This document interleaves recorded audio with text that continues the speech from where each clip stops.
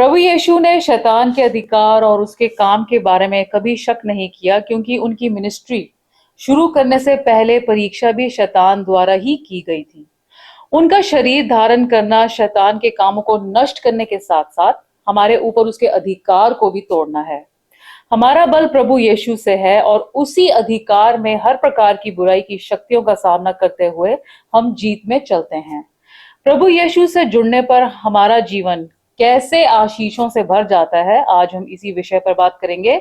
शुरू करते हैं परमेश्वर के वचन से। परमेश्वर का वचन हमने संत यूहन्ना की इंजील उसका 10वां अध्याय उसकी 10वीं आयत से आगे लिया है। यहाँ इस प्रकार लिखा है, चोर किसी और काम के लिए नहीं परंतु केवल चोरी करने और घात करने और नष्ट करने को आता है। मैं इसलिए आया हूँ कि वे जीवन पाएं और बहुतायत से पाएं। अच्छा चरवाहा मैं हूँ। अच्छा चरवाहा भेड़ों के लिए अपना प्राण देता है। मजदूर जो ना चरवाहा है और ना भेड़ों का मालिक है, भेड़िए को आते देख भेड़ों को छोड़कर भाग जाता है और भेड़िया उन्हें पकड़ता और तितर बितर कर देता है। वह इसलिए भाग जाता है कि वे मजदूर है और उसको भेड़ों की चिंता नहीं। अच्छा चरवाहा मैं हूँ। मैं अपनी भेड़ों को जानता हूँ और मेरी भेड़ें मुझे जानती हैं। परमेश्वर के वचन को पढ़े और सुने जाने से आशीष हो। आमीन। प्रभु यीशु ने हर विश्वासी को वादा किया कि सब बहुतायत से जीवन पाएं। इस प्रकार के जीवन का सही अर्थ क्या है? यूहन्ना 10 की 10 में जो भी हमने पढ़ा था, उन्होंने शैतान के काम को पहले डिफाइन कर दिया कि वो आता है चोरी करने, घात करने और नष्ट करने को। तो फिर उन्होंने अपना रोल भी बता दिया, मैं आया हूं कि वो बहुतायत से जीवन पाए। और ये जो बहुतायत से जीवन है, ये ऐसा जीवन नहीं है जिसमें हर चीज की सब कुछ बहुत है, धन दौलत बहुत है, हर खुशियां आनंद है, जिसके बारे में हम आगे देखेंगे भी। उत्पत्ति 2 की 17 आयत में जो आदम और ईव को कमांड दी गई थी कि भले बुरे के ज्ञान वाले वृक्ष का फल तुम मत खाना, क्योंकि वार्निंग साथ में दी गई थी, जिस दिन तुम इसे खाओगे तुम अवश्य मर जाओगे। और जो ये मृत्यु थी, गारंटी थी, ये कोई ये नहीं कि मे भी होगा मे भी नहीं होगा, पक्का निश्चित था ये। और उत्पत्ति 5वां अध्याय 3री 4थी आयत में हम देखते हैं, लेकिन वो दोनों तो काफी समय तक रहे। आदम का पहला पुत्र जो सेठ है, वो उसकी 130 साल की उम्र में हुआ और उसके बाद में आदम 800 साल और रहा, तो उसकी उम्र 930 साल रही। जो मृत्यु के बारे में वार्निंग दी गई थी वो था परमेश्वर से रिश्ता टूट जाना और उनसे जो नजदीकी का संबंध था वो टूटना और उनसे अलग हो जाना। और जो उनकी बहुतायत की प्रोविजन जो उन्हें दिया गया था उससे भी उन्हें दूर कर दिया गया। और फिर उन्हें अपने जीवन की जरूरतें पूरे करने के लिए हर तरह से मेहनत के द्वारा, अपने पसीने के द्वारा ही काम करने के द्वारा वो प्राप्त करना था। ग्रीक भाषा का शब्द जो जीवन के लिए इस्तेमाल किया गया है वो है ज़ोए, जिसका मतलब फिजिकल और आत्मिक दोनों जीवन के बारे में है। हर जीवन इस दुनिया के अंदर परमेश्वर से आता है और परमेश्वर के द्वारा ही, जो कि सेल्फ एग्जिस्टेंट है, उनके द्वारा ही जीवन रहता है। क्योंकि इंसान को परमेश्वर ने अपने अक्सर रूप में बनाया, तो उसमें ये कैपेबिलिटी भी दी कि वो इस अनंत काल के जीवन को जान सके जो परमेश्वर से मिलता है। और दूसरा जो इस जीवन का एस्पेक्ट है, दूसरा पहलू है, वो ये है कि परमेश्वर सब लोगों के साथ इस जीवन को बांटना चाहते हैं। और जो दूसरा ग्रीक भाषा का शब्द जीवन के लिए इस्तेमाल किया गया है वो है सूखे, जिसका मतलब है कि जीवन, लेकिन ये जीवन साइकी के बारे में है, जो एक पहचान है इंडिविजुअल की, हर एक की पहचान है जो उसकी पर्सनैलिटी को डिफाइन करता है। तो ये अलग है उस जोए से। और ये जो जीवन है ये उसकी भावनाएं, इच्छाएं, उसके दुख दर्द, ये सबकी जो सीट है, जो सोल है, माइंड है, हार्ट है, उससे संबंधित है ये। और जो प्रभु यीशु का ये वायदा है, ये फिजिकल जीवन के बारे में भी है, आत्मिक के बारे में ही है, और ये सोल का जो जीवन है उसकी पहचान के बारे में, इंसान की, उसके बारे में भी है। और प्रभु यीशु ने हमें उस परमेश्वर के नजदीकी रिश्ते में पहुंचा दिया है, क्योंकि उन्होंने हमारे पापों को अपने ऊपर ले लिया और अपना धार्मिकता हमें दे दी। मत्ती 27 की 51-52 आयत में। सलीब के ऊपर प्रभु यीशु ने जब वो पूरा हुआ कहा, अपना प्राण समर्पण किया पिता को, तो जो परमेश्वर का भवन था उसमें जो पवित्र और महापवित्र स्थान में जो जो पर्दा लगा हुआ था, वो पर्दा ऊपर से नीचे फट गया और वो पर्दा 4 से 5 इंच मोटा होता था, इस मोर थिकर देन अ कारपेट इवन। तो इसके साथ साथ क्या हुआ कि धरती डोल गई और चट्टानें फट गई और जो परमेश्वर के संत जो पहले मर चुके थे यरूशलेम में, उनकी जो कब्रें थी खुल गई और वो जी उठे और उन्हें कुछ कुछ को यरूशलेम में देखा भी गया। इससे पहले सिर्फ महायाजक ही परमेश्वर की हजूरी में महापवित्र स्थान में जा सकता था, और वो भी साल में एक बार वो जाता था। उस समय अपने पापों की और इजरायली लोगों के पापों की क्षमा के लिए, और जब वो जाता था तो साथ में कुर्बानी का लहू लेके जाता था। इब्रानियों के पुस्तक 9वां अध्याय 7वीं आयत में ये लिखा गया है। और इस रूल को अगर वो किसी तरह से गलती कर देता था तो उस महायाजक की मृत्यु निश्चित थी। इसलिए महायाजक जब जाता था तो अपने शरीर पर एक रस्सी बांध कर जाता था और उसके जो रोब, उसका वस्त्र था, उसके ऊपर घंटियां लगी हुई थी छोटी छोटी, क्योंकि वो वहां पर हिलता रहता था, अंदर लहू लगा रहा है, सब कर रहा है, तो उसकी मूवमेंट के साथ वो घंटियां बजती रहती थी। जो पवित्र स्थान में याजक होते थे उन्हें पता चलता रहता था कि अगर उसकी मृत्यु हो गई तो फिर उसे रस्सी से बाहर खींच लेते थे। प्रभु यीशु ने ना सिर्फ विश्वासियों के लिए वो द्वार खोल दिया, वो पर्दा खोल दिया महापवित्र स्थान में जाने का, बल्कि मत्ती 6:9 के अनुसार प्रार्थना का भी संबंध दे दिया। प्रार्थना किससे? ऐ हमारे पिता जो स्वर्ग में है, स्वर्ग के पिता, परमेश्वर को हम पिता कहने का हमें हक दे दिया।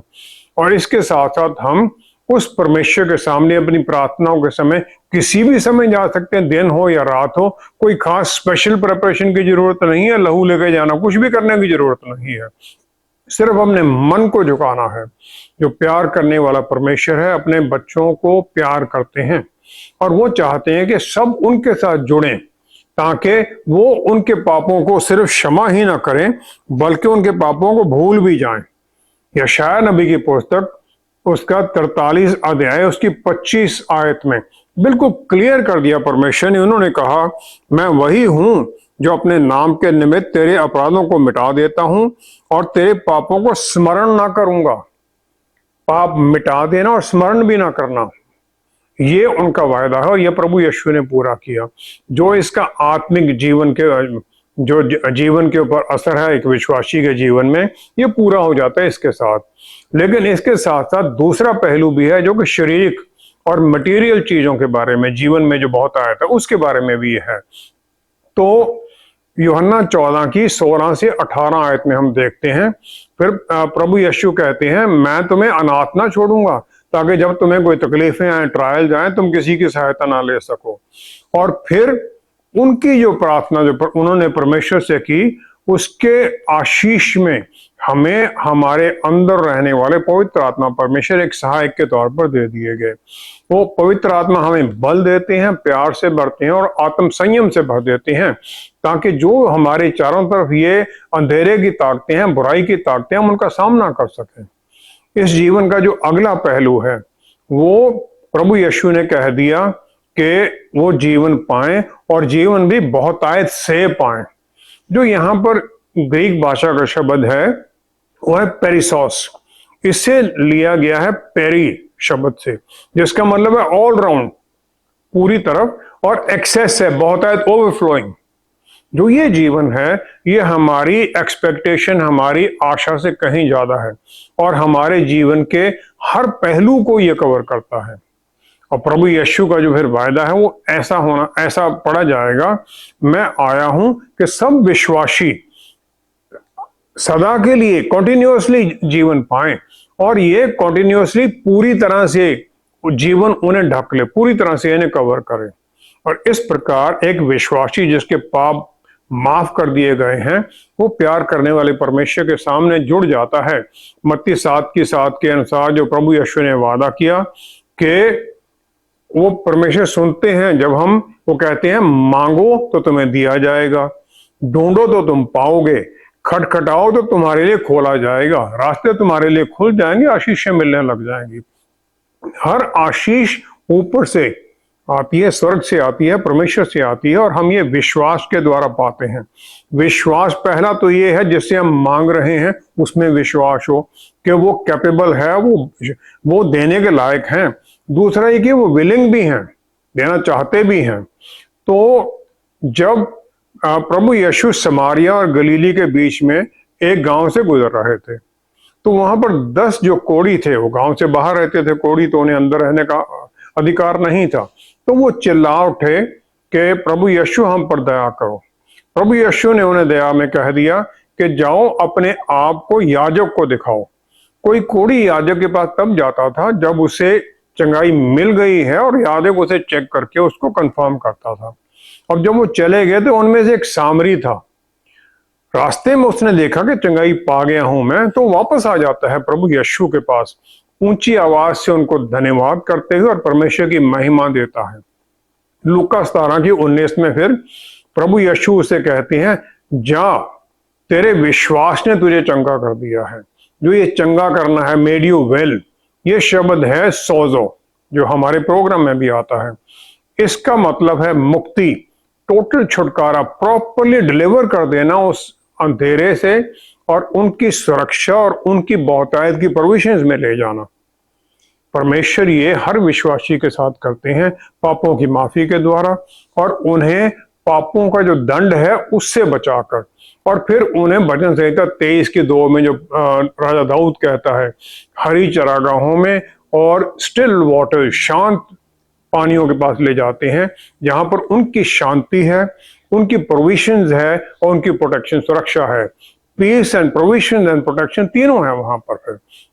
और फिर ये है उस बहुतायत से जीवन जीना, उनकी सुरक्षा में जीना, उनके हाथ के नीचे जीना, और उनकी हर तरह की आशीष में चलना, उनके साथ चलना।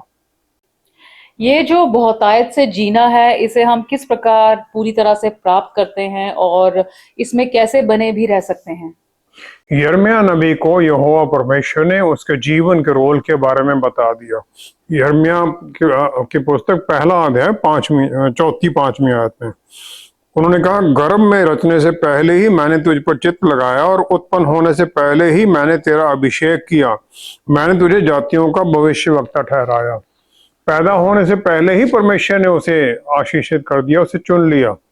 और परमेश्वर चुनते हैं किसी को इस काम इसलिए नहीं कि वो कैपेबल है, उसमें कोई बहुत गुण है, बल्कि इसलिए चुनते हैं कि परमेश्वर उसके द्वारा अपनी गाइडेंस में क्या करवा सकते हैं। इस धरती पर हर इंसान को जिस भी परिस्थिति में उसने जन्म लिया है, उसमें परमेश्वर ने उसे डाला है, उसके लिए एक मकसद है, और उसके लिए वहां पर ही उसके लिए एक रोल है। और ये उसके अपने बारे में ही नहीं है, बल्कि उसके जीवन के द्वारा दूसरों के ऊपर इन्फ्लुएंस क्या होगा, दूसरों के लिए आशीष कैसे बनेगा, वो सब कुछ उसमें शामिल है। यूहन्ना 15:16 आयत में परमेश्वर ने, जो हमारे मुक्तिदाता हैं प्रभु यीशु, उन्होंने कह दिया, तुमने मुझे नहीं चुना है, मैंने तुम्हें चुना है, और मैंने तुम्हें अपॉइंट किया है, नियत किया है तुम्हें। और जब हम तरह तरह के दुख परेशानियों में आते हैं दुनिया में, जो कि हमारी अपनी गलतियों और पापों के द्वारा आमतौर पर होते हैं, और फिर जिसके द्वारा हम परमेश्वर से दूरी में जाने लग जाते हैं, फिर भी वो प्यार करने वाले परमेश्वर ने हमारा हाथ पकड़ा होता है। वो हमारा हाथ किसी भी परिस्थिति में छोड़ना नहीं चाहते हैं। यशायाह नबी की पुस्तक उसका 41 अध्याय उसकी 12-13 आयत में हम देखते हैं, वो कहते हैं, जो तुझसे लड़ते हैं उन्हें ढूंढने पर भी तू ना पाएगा, जो तुझसे युद्ध करते हैं वे नष्ट होकर मिट जाएंगे, क्योंकि मैं तेरा परमेश्वर यहोवा तेरा दाहिना हाथ पकड़कर कहूंगा, मत डर, मैं तेरी सहायता करूंगा। तेरा दाहिना हाथ पकड़कर तेरी सहायता करूंगा, जो तेरे दुश्मन तुम्हें दिखाई भी नहीं देंगे। ऐसी एश्योरेंस है उनकी सहायता की। जो परमेश्वर, जिसकी ऐसी अद्भुत प्लान है हमारे लिए, हर हर हर सबके लिए, और जो हर तरह से हमें आशीषित करने के लिए तैयार है, जो हमसे कोई अद्भुत गिफ्ट नहीं चाहते हैं। उनका जो सबसे पहला कमांड था यूहन्ना बपतिस्मा देने वाले के द्वारा, वो था रिपेंट, मत्ती 3:2 आयत में, तौबा करो। जहां पर के रिपेंट का मतलब है टोटली दूसरी दिशा में पलटकर चलने लग जाना, और दूसरी दिशा पाप की दिशा से हटकर परमेश्वर की आज्ञाकारिता में चलना, और फिर उनकी रोशनी में, उनके जीवन में चलना। और यही वचन प्रभु यीशु ने इस्तेमाल किया जब उन्होंने प्रचार करना शुरू किया। उन्होंने भी पहला शब्द यही कहा मत्ती 4:17 में, रिपेंट, तौबा करो। जो इब्रानी भाषा का शब्द शोव है, इसका मतलब है मुड़ना और एक दूसरी दिशा में चलने लग जाना। रिपेंट का मतलब है ये। ग्रीक भाषा में शब्द जो नए नियम में इस्तेमाल किया गया है वो है मेटानोइया। इसका मतलब है अपने विचारों को बदलना, माइंडसेट को बदलना। तो रिपेंटेंस या तौबा करना सिर्फ अपने पापों का अंगीकार करके उसकी माफी मांगना ही नहीं है, बल्कि अपने मन में एक बदलाव लाना है, अपने विचारों में एक बदलाव लाना है, और इसके द्वारा फिर हम परमेश्वर की आज्ञाकारिता में, उनके वचन की आज्ञाकारिता में चलने लग जाते हैं। यूहन्ना 3 की 3-4 आयत में प्रभु यीशु ने निकोडिमस, जो के यहूदी लोगों का लीडर था, उसको, जो रात को उनसे मिलने आया, उसको उन्होंने कह दिया कि जब तक मैं कहता हूं यदि कोई नए सिरे से ना जन्मे तो परमेश्वर का सत्य, परमेश्वर का राज्य देख नहीं सकता है। Born again. तो निकोडिमस कह देता है जो आदमी एडल्ट है वो दोबारा कैसे जन्म लेगा। रोमियो के पुस्तक 6 अध्याय उसकी 4 आयत में, रोमियो की पुस्तक 6 अध्याय उसकी 4 आयत में पौलुस रसूल से और भी क्लियर कर देते हैं। वो कहते हैं उस मृत्यु का बपतिस्मा पाने से हम उसके साथ, प्रभु यीशु के साथ गाड़े गए, ताकि जैसे मसीह पिता की महिमा के द्वारा मरे हुओं में से जलाया गया, वैसे ही हम भी नए जीवन की सी चाल चले। बपतिस्मे के द्वारा हमें नया जीवन मिलता है, वो बॉर्न अगेन, जो नया जन्म है वो मिल जाता है। और जो ये नया जीवन हमें मिलता है, ये हमें फिर उस बहुतायत से जीने की तरफ, उस विश्वास में, उस तरफ लेके जाता है जो कि प्रभु यीशु के सलीब पर पूरे किए गए काम को दर्शाता है। दूसरा कुरिन्थियों 5वां अध्याय 17वीं आयत में आप पौलुस रसूल ने यह कह दिया कि यदि कोई मसीह में है तो वह नई सृष्टि है, पुरानी बातें बीत गई हैं, देखो सब बातें नई हो गई हैं। पुरानी बातें बीत गई, हमारा जो माइंडसेट, जो पाप की प्रवृत्ति थी, उससे हम निकलने लग जाते हैं। पाप करने में फिर आनंद नहीं, शर्मिंदगी होती है, और ये बदलाव आने लग जाता है। और इसके द्वारा फिर प्रभु यीशु ने हमें प्रार्थना में कंफर्म भी कर दिया। यूहन्ना 17:22 में उन्होंने कह दिया, हे पिता, जो महिमा आपने मुझे दी थी मैं इन्हें दे दी है। जो पिता ने अपने पुत्र को महिमा दी थी, ग्लोरी, वो हमें दे दी गई है। पहला कुरिन्थियों उसका 15 अध्याय उसके 47 आयत में पौलुस रसूल कहते हैं, प्रथम मनुष्य धरती से अर्थात मिट्टी का था, दूसरा मनुष्य स्वर्गीय है। आदम धरती से बनाया गया था, धरती से फॉर्म किया गया था। प्रभु यीशु स्वर्ग से आते हैं, कोई धरती नहीं है, परमेश्वर का उनमें आशीष के द्वारा आते हैं।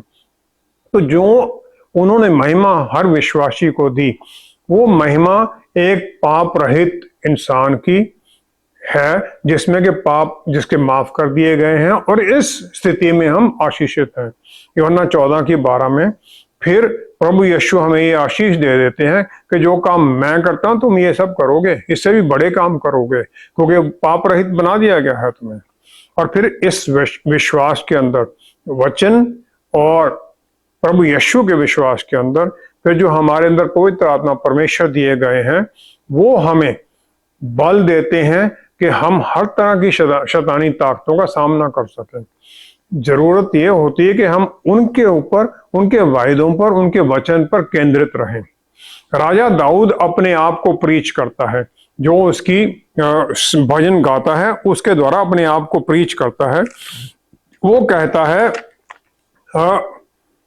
भजन संहिता 18:2 में, यहोवा मेरी चट्टान और मेरा गढ़ और मेरा छुड़ाने वाला है, मेरा ईश्वर मेरी चट्टान है जिसकी मैं शरणागत हूँ। वो कहता कैसी भी कोई परेशानी हो, मुझे पता है वो मुझे हर परिस्थिति में छुड़ाता है, हर परिस्थिति में उसको सरेंडर करके रहता हूँ। और फिर वो आगे 32 आयत में और भी कह देता है, यह वही ईश्वर है जो समर्थ से मेरा कटिबद्ध बांधता है और मेरे मार्ग को सिद्ध करता है। हर तरह से मेरे रास्तों को सीधा कर देता है। और फिर हालांकि उसने बातशीबा के साथ पाप किया, फिर भी वो परमेश्वर से जुड़ा रहा, आशीषों में जुड़ा रहा।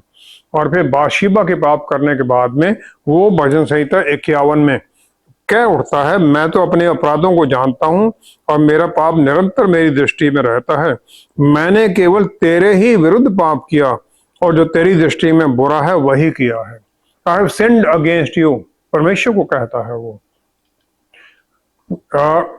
फिर जो उसने बातशीबा के साथ पाप किया था, उरिया के साथ किया, जो उसका पति था जो मर गया, जो उनका बच्चा हुआ जो मर गया, वो सब तो पाप का रिजल्ट थे। लेकिन फिर भी वो अपने क्रिएटर परमेश्वर के सामने कन्फेस करता है, जो उनका मास्टर है, जो परमेश्वर है, कि मैंने पाप किया है आपके विरुद्ध।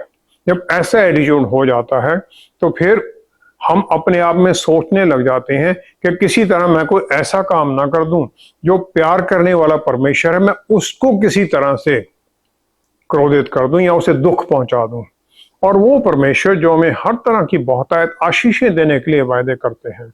और फिर एक भजन संहिता 119 की 105 आयत के अनुसार जब हम इस एटीट्यूड में जीने लग जाते हैं तो उनका जो वचन है हमारे लिए दीपक बन जाता है, हमारे रास्तों को रोशनी दिखाने लग जाता है। जहाँ हम रास्ते जिन पर हम चल रहे हैं चारों तरफ अंधेरा ही अंधेरा है, अंधेरे की ताकतें हैं, फिर वचन की रोशनी में हम चलने लग जाते हैं। फिर उनके बल के द्वारा द्वार खुलने लग जाते हैं, नई हमारे लिए अपॉर्चुनिटीज बनने लग जाती हैं। और फिर हमें जो उन्होंने हमें महिमा दी है उसमें जीना, वो बहुतायत से जीना हम सीखने लग जाते हैं, उसमें चलने लग जाते हैं। इस संसार में किसी की भी सक्सेस धन दौलत और बिजनेस आदि की सफलता से देखी जाती है। ऐसे में हमारा ये नया जीवन दूसरों के सामने कैसा होगा? इंसान की जरूरत के लिए जिस भी चीज की जरूरत थी ताकि वो आनंद और खुशी का जीवन पाए, परमेश्वर ने आदम बाग में पहले बना दी। हर फल फूल सब कुछ दे दिया, हर जीव जंतु को बना दिया, और फिर इंसान को उन्होंने बनाया उत्पत्ति 2:8 के अनुसार। और फिर जब पाप के बाद में उनके हर तरह के जो एफर्ट थे, उनके नबियों के द्वारा वचन पहुंचाना, परमेश्वर ने अपने पुत्र के द्वारा फिर फाइनली इस दुनिया को बचाने का रास्ता निकाला। उन्होंने फिर अपने पुत्र को इंसान के रूप में यहाँ भेज दिया ताकि वो हमें पाप से और शैतान के शिकंजे से निकालकर हमें अपने आप को जाहिर कर सके हमारे ऊपर। परमेश्वर को हमारे ऊपर जाहिर करने के लिए उनके पुत्र को भेज दिया उन्होंने। हर विश्वासी को फिर उस परमेश्वर के उस आनंद में, उनकी उस बहुतायत के प्रोविजन में पहुंचा दिया गया है पापों की माफी के द्वारा। लेकिन हम बहुत बार अपने जीवन में ये नहीं देख पाते हैं, क्योंकि परमेश्वर कभी भी हमें ऐसी कोई आशीष नहीं देते हैं जिसे हम हैंडल ना कर सकें, जिसके साथ हम उनसे दूर हो जाएं या अहंकार में दूसरों के लिए हानि का कारण बन जाएं। हमारे जीवन में जो इस प्रकार के अद्भुत ट्रायल्स आते हैं, परेशानियां आती हैं, ये सब हमारे लिए ट्रेनिंग ग्राउंड है ताकि हमें जो हमारे भविष्य में हमें एक बड़ा रोल परमेश्वर देना चाहते हैं उसको हम पा सकें। नून का पुत्र यहोशू, उसे मूसा ने अपना असिस्टेंट बनाने के लिए चुन लिया और फिर 40 साल तक वो उसका असिस्टेंट रहा, सब कुछ देखता रहा, उसके साथ साथ चलता रहा। 40 साल बाद जब मूसा की मृत्यु के बारे में कहा गया और उसे इजरायलियों का लीडर चुना गया कि वो प्रॉमिस लैंड में उन्हें लेके जाएगा, तो वो भय से भरा हुआ था कि ऐसी जो जिम्मेवारी है इसको मैं कैसे पूरा करूंगा। परमेश्वर ने उसे खुद, मूसा ने उसे बताया और लोगों ने भी उसे बताया कि हियाव बांध और दृढ़ हो जा। यहोशू पहला अध्याय 6वीं आयत में। फिर 8वीं आयत में परमेश्वर ने उसे आज्ञा दी कि हियाव बांधकर बहुत दृढ़ होकर जो व्यवस्था मेरे दास ने मूसा ने तुझे दी है उन सब के अनुसार करने में चौकसी करना, और उससे ना तो दाहिने मुड़ना और ना बाएं, तब जहां जहां तू जाएगा वहां वहां तेरा काम सफल होगा और फिर सफलता तुझे मिलेगी हर काम में। और फिर उन्होंने ये भी कह दिया आगे 8वीं आयत में, क्योंकि ऐसा ही करने से तेरे सब काम सफल होंगे और तू प्रभावशाली होगा। वचन को पढ़ने से, वचन को जुड़ने से फिर प्रभावशाली होगा। परमेश्वर ने, प्रभु यीशु ने उसे फिर प्लान दे दी यरीहो को जीतने के बारे में।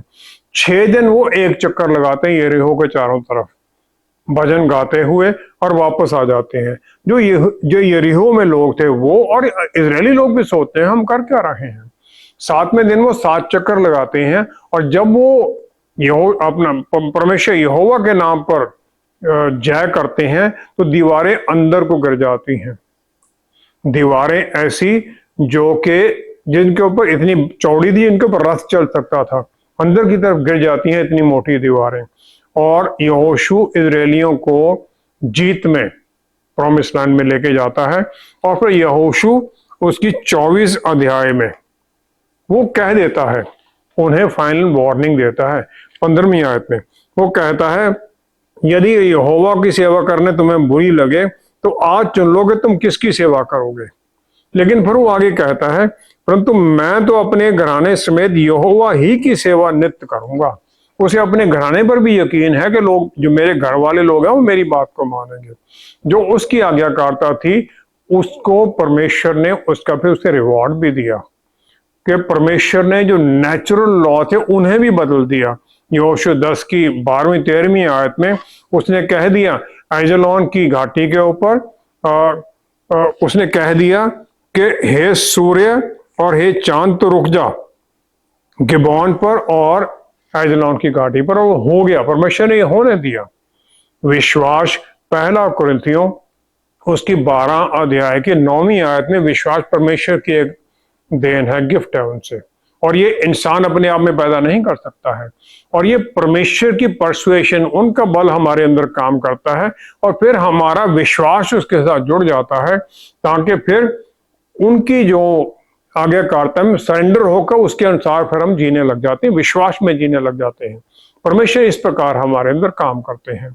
यूहन्ना रसूल अपने बुढ़ापे में उन्हें एफेसस में उबलते हुए तेल में डाल दिया गया, लेकिन उन्हें कुछ नहीं हुआ।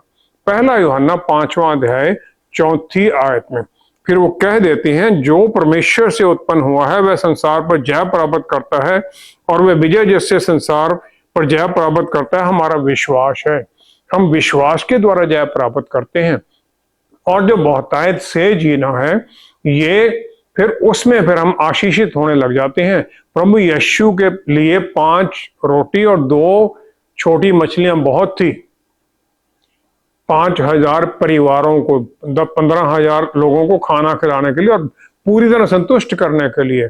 जब हम विश्वास में चलते हैं, फिर हमारे लिए भी इसी प्रकार वो 5 रोटी या जो भी हमारे पास है वो बहुतायत हो जाती है, ताकि हम स्वर्ग में जो हमें आशीषें दी गई हैं उनको फिर हम धरती के ऊपर प्राप्त करने लग जाते हैं पवित्र आत्मा परमेश्वर के बल के द्वारा, और फिर उसमें चलने लग जाते हैं।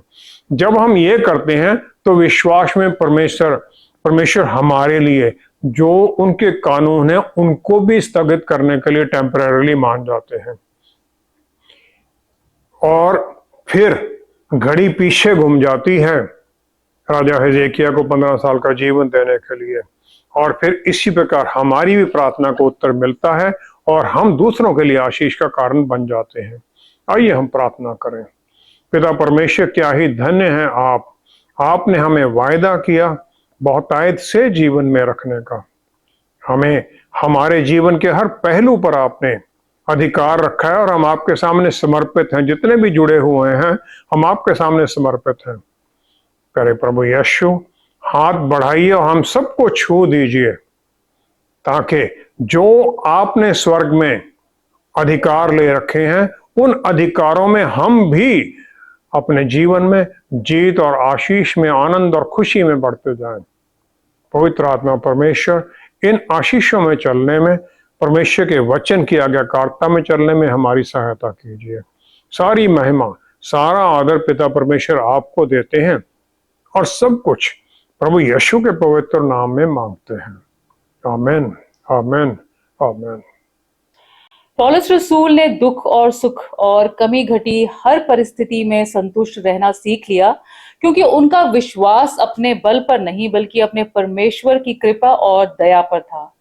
विश्वास के द्वारा बहुतायत से जीना अपने जीवन की हर कमी या कमजोरी को प्यार की भरपूरी में दूसरों की सहायता करते हुए बदल लेना है। बस हमारा ध्यान प्रभु यीशु पर बना रहे, क्योंकि हर ब्लेसिंग का सोर्स केवल वो ही है। Thank you so much for watching. See you next time. Stay best. Shalom.